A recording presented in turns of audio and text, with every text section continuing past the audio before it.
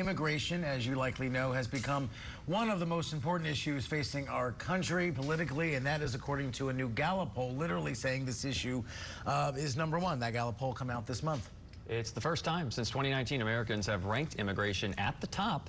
The Gallup list of concerns ranking higher than government and the inflation and economy.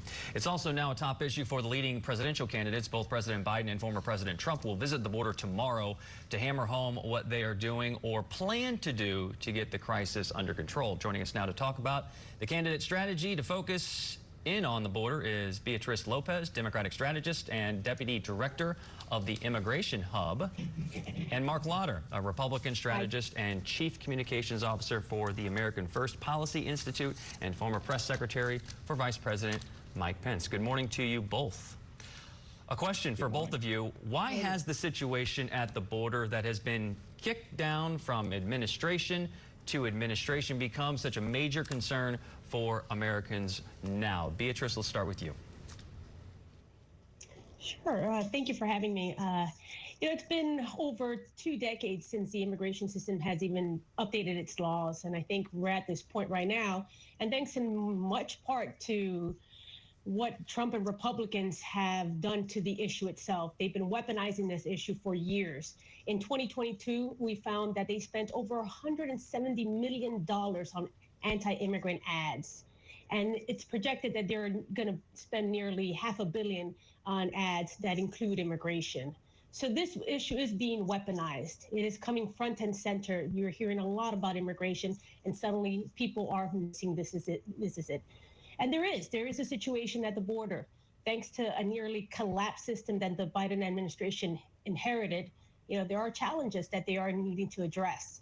You cannot ignore that global migration is a challenge. You cannot ignore that the system hasn't been updated in years, thanks to congressional inaction. So today, this is what we have now, where there's many people who are paying attention. Mark, do you agree with that characterization? Has this issue been weaponized in a way? Because you hear strong language, you hear invasion, you hear poison the blood of our country. Now we have people riled up for understandable reasons about the murder of the student at UGA. And I'm wondering why that kind of language here, and is it Republican strategy to make this a top issue, which obviously they've done successfully, because they smell a major Biden weakness on this front because of people's fears on this issue? Well, it's not weaponization, it's reality, because what Joe Biden did, he signed 94 executive actions in his first 100 days in office to undo the border security measures that were put in place by former President Trump. And now we have got 11 million illegal immigrants in our country, unvetted, because of Joe Biden's actions. And when you see that you've got Venezuelan gangs who are allegedly committing murder in Georgia, there's an alleged sexual assault in Virginia by illegal immigrants who have come across into this country illegally due to the inaction of Joe Biden. And it's the number one reason, because people are worried about it. They see what's happening in our big cities, but they're also seeing what's happening in their communities. No matter where you live, every state right now is a border state because of Joe Biden's failures. And just to be clear, one of the policies they got rid of was the family separation policy, which was, to critics, highly controversial and, quite frankly, inhumane.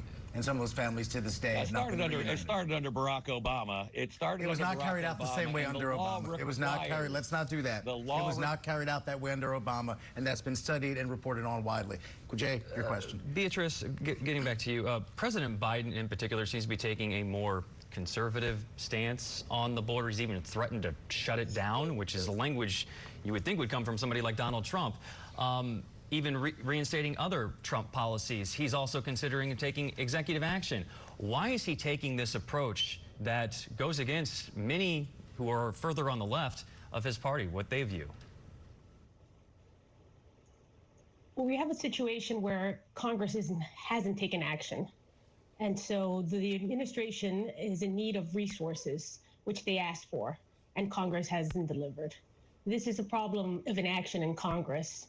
And, the administration has done a lot of incredible things to restore what happened under Trump.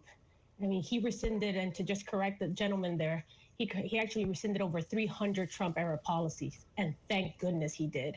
Those policies separated families. They separated families. They nearly collapsed the system to the point that even dreamers today are in jeopardy. Those 11 million undocumented immigrants have been waiting for more than 2 decades for Congress to act.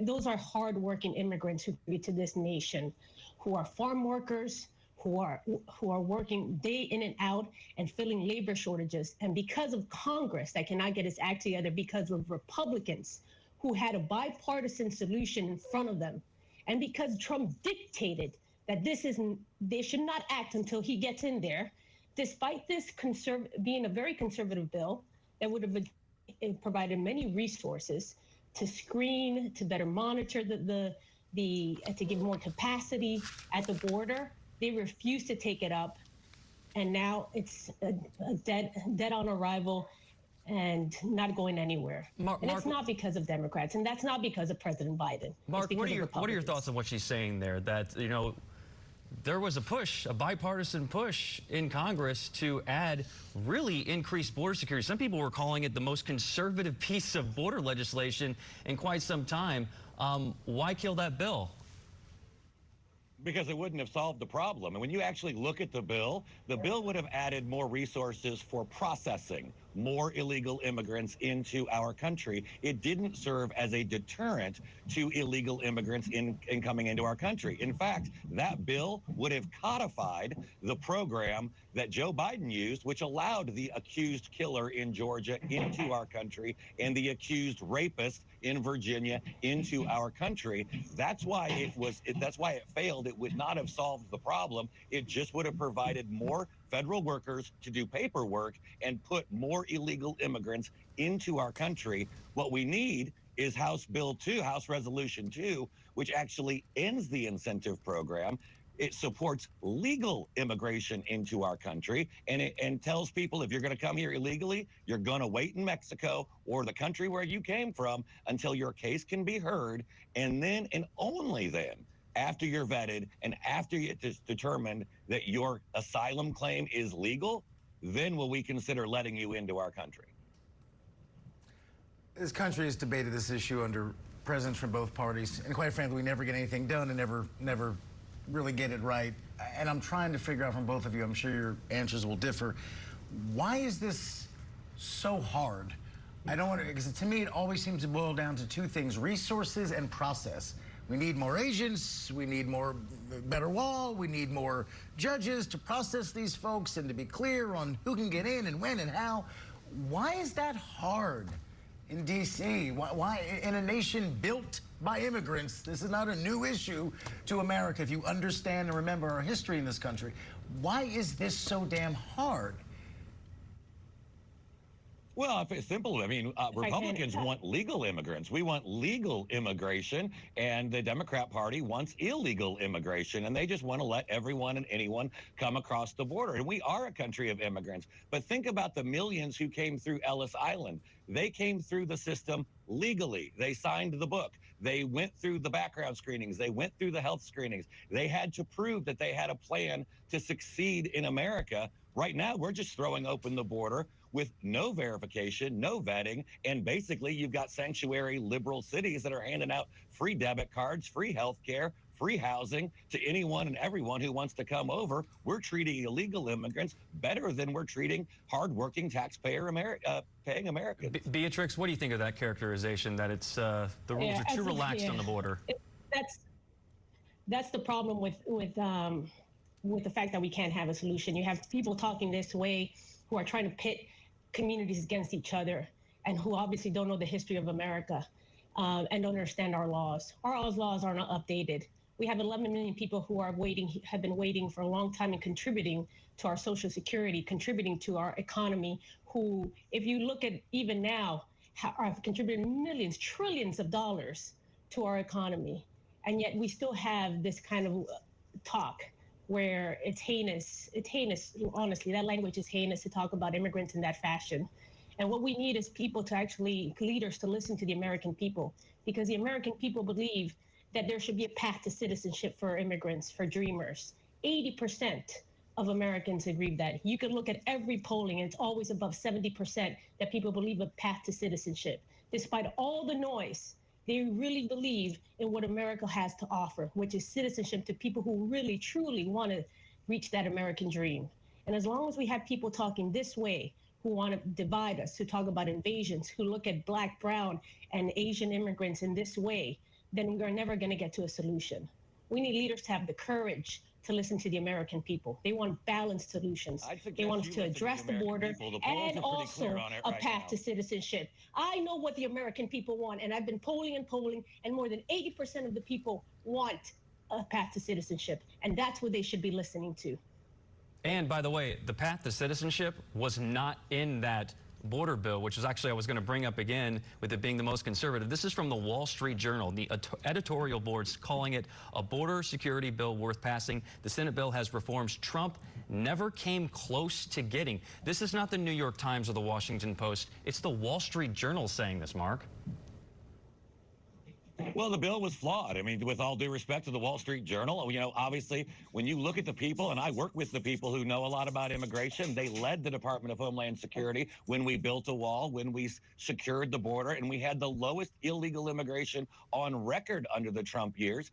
Why codify a failed system and allow Joe Biden to continue to bring in illegal immigrants, criminals who are being emptied from prisons in Venezuela, who are creating havoc in Central America on their way up to here? And now we're starting to see these Venezuelan crime gangs in New York City, in Chicago, and there's nothing we can do because Nicolas Maduro won't even take them back when we try to deport them.